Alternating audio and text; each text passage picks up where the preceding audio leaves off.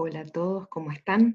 Hoy les quiero compartir eh, esta clase que se llama Los dogmas marianos, ¿sí? Es una clase donde vamos a desarrollar aquellas verdades que consideramos de fe, ¿sí? Para los cristianos. Eh, María es aquella mujer que para los cristianos tiene un papel primordial, y estos dogmas se desarrollaron a lo largo de la historia. La palabra dogma significa verdades de fe, y, y esto quiere decir que lo que vamos a proponer aquí, para los que somos católicos apostólicos romanos, son verdades. Y está bueno que aquellos que son protestantes también conozcan los argumentos de por qué nosotros creemos en estas verdades, ¿sí? Bueno, la primera verdad es la virginidad de María, y creo que todos los que somos cristianos eh, pensamos, creemos, porque así lo dicen las Escrituras, que esta mujer que va a ser la madre del Cristo, ¿sí?, propuesto en el Antiguo Testamento, será una mujer que no ha conocido varón, que es virgen, ¿no? Eh, Claramente en las Escrituras dejan claro que Jesús fue concebido por obra y gracia del Espíritu Santo. Esto está, como dije, en los Evangelios, en, en Lucas y en Mateo, eso queda muy claro. De hecho, Mateo prefiere incluso que el testigo de esta verdad de fe sea José, ¿sí?, un varón, lo cual en la época eso tenía muchísima legitimidad, ¿sí?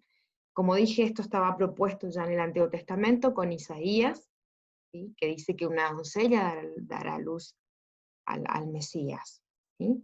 De hecho, ella, como mujer, cuando el ángel le propone, ella deja bien claro que no conoce varón. María en este tiempo tendría unos 14, 15 años, ¿sí? Según los apócrifos, ella vivía en el templo, eh, ya que así sus padres eran de la tribu de Leví, y la habían consagrado al templo. Por eso ella conoce las Escrituras. De hecho hay rastros, sobre todo en el Evangelio de Lucas, que ella sí conocía las Escrituras, o sea, tuvo una educación especial en comparación con otras mujeres. Ahora vamos a ver que ella fue preparada para esto. En el momento que tiene su primera menarca, ya no puede estar en el templo, entonces obviamente se le busca un esposo, ¿sí? Según los apócrifos, es un viudo llamado José. Ahora voy a también desarrollar. Con respecto a los nacimientos milagrosos que hay en la Biblia, sobre todo en el Nuevo Testamento, está el nacimiento de Juan. Acá hay una diferencia. En el nacimiento de Juan el Bautista, el intercambio es de pareja, ¿no? Isabel y Zacarías tienen un hijo, y el milagro es que son mayores. Aquí no hubo intercambio de varón, por eso hay una diferencia con otros nacimientos, ¿no? A lo largo de la historia, los teólogos como San Justino, San Irineo y Orígenes, fíjense que primitivo, ¿no? En los primeros siglos del cristianismo aseguran que María es virgen, ¿sí? La siempre virgen. Esto es antes del parto. Aquí no hay mucha discusión porque esto está escrito en los evangelios. Bueno, en el parto, yo quiero también que vayan mirando todo lo que es la iconografía, que dice mucho, ¿no? También. En el parto se asegura en el siglo IV que ella dio a luz sin perder su integridad corporal. De hecho, cuando hablamos de virginidad, hacemos referencia a que se rompe el himen, ¿sí? Es una discusión biológica, digamos, ¿sí? Acá vamos a ver que es claramente el signo de su virginidad, el signo externo de su total consagración, ¿sí?, de su vocación, eh, y se asegura desde la Iglesia que la encarnación de Jesús, su Hijo en el cuerpo de María, es el que le da la integridad corporal en el parto. Esto se definió en el Concilio de Letrán en el 649 después de Cristo. O sea, fue una discusión un poco más tardía. Es aquí, digamos, donde quedaría, digamos, no tan firme, porque no es algo explícito en los evangelios. O sea, no se habla de eso, es una cuestión de la tradición de la Iglesia. Lo mismo después del parto, aquí es donde más discutimos con otros hermanos cristianos, porque se afirma que María sí tuvo más hijos, ¿sí? Eso fue una controversia, porque en los evangelios aparecen los hermanos de Jesús, ¿sí? Aquí, si uno va a los apócrifos, quedaría un poco más clara la cuestión. Cuando José toma como esposa a María, él era viudo y seguramente tenía otros hijos.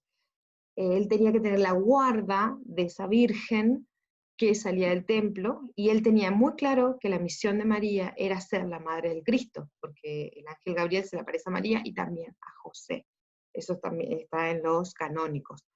Eh, y lo que nosotros como católicos apostólicos romanos decimos sobre esta cuestión de que si María tuvo o no más hijos, para nosotros no tuvo, es la siempre virgen, ya que, como ven ahí en la iconografía, en la cruz está María y está el discípulo Juan, y Jesús antes de morir se preocupa, se angustia, con quién va a quedar su madre, que era viuda, y no tenía hijos biológicos.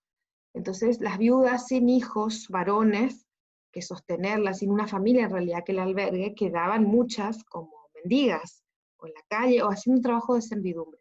Entonces él se preocupa y deja a cargo, ahí la pregunta es, si tuvo más hijos, sobre todo varones, ¿por qué dejarle a su discípulo? Es la pregunta, por eso nosotros afirmamos, de hecho, la tradición de la iglesia dice que ella vivió sus últimos años con Juan el discípulo, ¿sí? Esto, muy discutido y muy controversial, se promulga esta verdad de fe en el 1555, ¿sí? Así que está claro ver que es un tema controversial. Entonces, el primer dogma es la virginidad de María, antes, durante y después del parto. Otro dogma que parece una obviedad, porque la maternidad divina, ella sí fue la madre del Cristo, y eso está en los evangelios, sin embargo, tiene sus controversias, ¿sí? La controversia es si María es madre del Cristo humano, del encarnado, o de ese Cristo que tiene una naturaleza divina, ya que Cristo tiene dos naturalezas, una humana y una divina. ¿De quién es madre Jesús? ¿De una naturaleza de ese Cristo? Bueno, ahí está la discusión. Nosotros nos vamos a ir a fundamentos bíblicos, y queda claro que cuando María va a visitar a Isabel, ella dice, ay, que cómo viene a visitarme la madre de mi Salvador, o sea, de la boca de Isabel como testigo, que dice que ella es la madre, ¿no? Eh, y nosotros como católicos afirmamos que María no puede ser madre de una sola naturaleza, sino madre del todo Jesús. Uno nunca es mamá de la mitad de su hijo, digamos. Entonces, el dogma dice, María es madre de Dios porque es verdadero, porque Jesús es verdadero Dios y verdadero hombre. Y ella es su madre en ese sí obediente. Primero es madre, de hecho Jesús dice, ¿quién es mi madre y mis hermanos? Bueno, deja claro que María es madre por la encarnación, por la cuestión humana, pero también la es por la divina, porque ella cree en ese Cristo. Entonces también es madre por la fe, ¿sí? Doblemente madre. Este dogma se promulgó de manera pronta en el siglo V, y había una disputa entre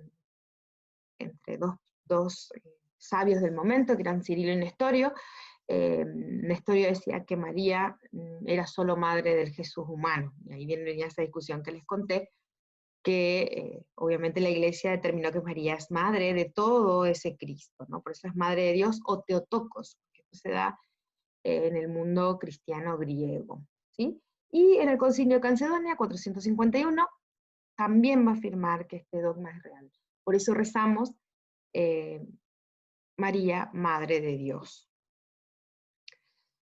Otro dogma muy trabajado en la historia de la Iglesia es la Inmaculada Concepción. Yo quisiera que ustedes miren ahí la iconografía de María, ¿no? También la semiótica de ese cuadro dice mucho, ¿no? Los colores que nos indican virginidad y pureza, sobre todo pureza. La Virgen siempre o tiene el niño en los brazos o está encinta, fíjense que tiene más arriba de su cintura una cinta, eso indica que esta mujer está embarazada, eso dice la iconografía, y en este caso, por eso elegí la imagen, ella pisa la serpiente. Es una remisión al texto de Génesis 3:15, donde dice, pondré enemistad entre ti y la mujer, es la maldición que le da Dios a la serpiente, ¿sí? Entre su linaje y el suyo, ¿sí? Tú les echarás el talón y él te pisará la cabeza. Él ahí, ustedes dirán, bueno, pero está pisando María, claramente está pisando María, pero en su vientre está Jesús. O sea, el que pisa desde el momento de su concepción a la serpiente es Jesús. Por eso María es la nueva Eva, ya que gracias a ella entra la salvación al mundo. Por Eva entró el pecado, por María la salvación. Bueno, para ser la madre del Cristo, como dije, se requería una personalidad con exigencias excepcionales. Por eso le dice, bendita tú eres entre todas las mujeres. Ella fue liberada del pecado original. ¿Qué significa esto? Que desde su nacimiento, María fue liberada de la muerte. Vamos a ver más adelante que esto se da, ¿no? Preservada de ese pecado original, ¿sí? Aquí ella no es que se autorredime, al contrario, al tener al niño y hacer la madre del Cristo, es él quien la redime de este pecado con el que nacemos todos, ¿sí?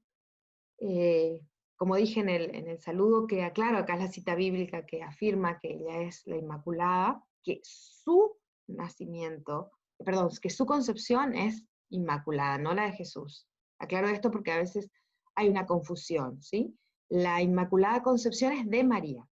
¿Sí? Ella fue preparada para ser la madre del Cristo y preservada del pecado original. Por eso es Inmaculada. Vuelvo a aclarar esto para que no queden dudas, ¿sí? En la historia de la iglesia fue muy discutido. Fíjense que santos negaban esto, no lo podían comprender, es un misterio que se va elaborando a lo largo de la historia. Santo Tomás, San Bernardo, San Alberto, les costaba esto, ¿no? Y es un dogma que tardó mucho en ser promulgado por estas discusiones. Recién Pío IX, en 1854, promulga y deja claro qué es lo que dice este dogma, ¿sí? Por eso la iconografía también dice mucho. En la antigüedad, las imágenes eran catequizadoras. También esto está bueno explicarlo, porque si no, se cree que los católicos somos adoradores de imágenes. En realidad, cuando la mayoría no leía, recuerden que tenemos 2000 años de historia, ¿sí? Y hace poco que el ser humano accede a la lectoescritura en masa, ¿sí? En la historia es ayer, ¿sí? Entonces, la educación de la iglesia se daba a través de la iconografía, porque si uno mira la Inmaculada Concepción, como les dije, todo catequiza y dice mucho. Así que está bueno también saber eso como cristianos, que al principio se usaba mucho esto como algo catequizador. Bueno, por último, el otro dogma es la Asunción de María, y como verán ahí, es el último en ser promulgado como verdad de fe, y fue muy discutido, porque no tenemos ninguna cita bíblica que hable de esto, ni en los canónicos, ni en los apócrifos. Entonces, vamos a ver qué significa esto de la Asunción, porque hay que hacer la diferencia entre Asunción y Ascensión, ¿sí? Ascensión de Jesús es Jesús sube, ¿sí? Ya que Él es Dios por sí mismo al cielo. Pero en la Asunción Él viene y busca a su madre, Él la lleva al cielo, ¿sí? Y es una glorificación anticipada, porque acá vamos a tener que basarnos en la historia de la iglesia, en la tradición y en el magisterio, ¿sí? Para los católicos apostólicos romanos, María fue asunta, es decir, llevada anticipadamente, en cuerpo y alma al cielo. Por eso también usé aquí la iconografía de cómo fue llevada, ¿no? Cómo es la catequesis, pues es muy difícil explicar algo que uno no vio o no conoce. Bueno, vamos a tener que ir, como dije, a la tradición. En el siglo VI había una fiesta que se celebraba, que era la fiesta de la dormición, donde la gente aseguraba en esa tradición que María no murió, sino que quedó como dormida y fue llevada en cuerpo y alma al cielo. Esto es interesante porque nosotros en la tradición también no encontramos la tumba de María, como sí encontramos la de Pedro, la de Pablo, que de hecho está erigido el Vaticano sobre esas tumbas. Acá no vamos a encontrar nada, de hecho muchos investigadores lo han intentado, pero en la tradición no hay un lugar específico sagrado que diga aquí yacen los restos de María. Ahí también está un poco apoyado este misterio, ¿no?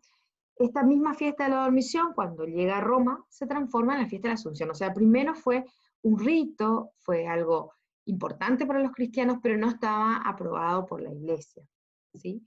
Acá sí hay muchos padres que dan testimonios de que María fue asunta al cielo, los mismos que negaban la Inmaculada, aquí afirman que sí, María está en el cielo con su hijo, y es San Alberto y Santo Tomás.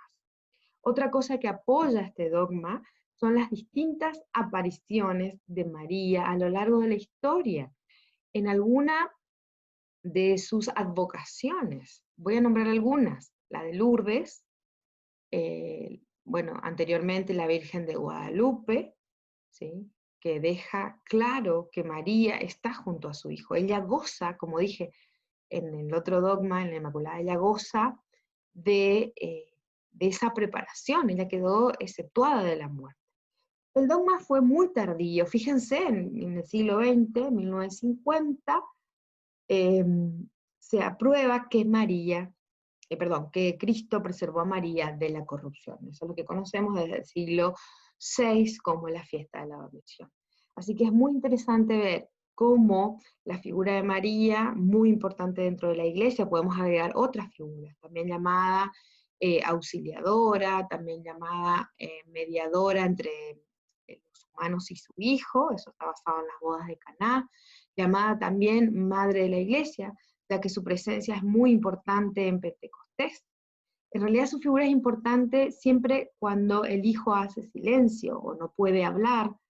Fíjense que cuando está en el vientre ella es la voz de Cristo, cuando él ya tiene voz propia, ella hace silencio. A partir de los 12 años, ella hace un rotundo silencio hasta Pentecostés, donde ella otra vez está acompañando a los discípulos cuando la iglesia está en silencio. Hasta que vienen el Espíritu Santo, el Paráclito, y es ahí donde la iglesia cobra voz y es donde ella se retira otra vez.